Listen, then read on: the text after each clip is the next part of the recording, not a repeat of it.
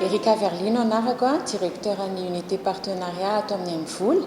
Ny tanjonay moa zany dia ny anome vahaolana ny tantsaha ampivoarana ny sy hampiarin'izy ireo. MVola dia vahaolana tsotra, aingana ary azo antoka, hanamorana ny fandefasam-bola sy ny fitantanam-bola amin'ny sehatra andavanandron'ny tantsaha. Sady tsotra dia tsotra ny fanokafana ny compte MVola satria karapanondro ihany dia ampy ary maimaim-poana ny fanokafana an'izany. Ny tombontsoa azony amin'ny fampiasana MVola dia ahafahany misitraka ireo tolotra ara-bola isan-karazany toy ny findramam-bola sy ny tahiry.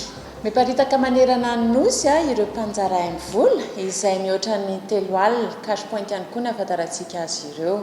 Ahafahany mikirakira vola amin'ny fotoana rehetra na aiza toerana misy azy. MVola dia ho anelan'izy ireo hatrany. Ireto avy ireo tolotra omen'ny MVola ny tantsaha sy ny orinasa madinika, ny fandoavana ny karaman'ny mpiasa na ny tampo-karama amin'ny alalan'ny MVola, ny fanefana ny volan'ny mpamatsy sy ny faktura isan-karazany, famerenana ny volany indramina tamin'ny banky na microfinance, ohatra fotsiny ny tetikasa Fihariana izay ahafahany izay misitraka mamerina ny vola amin'ny fotoana rehetra na toerana lavitra azany amin'ny alalan'ny MVola.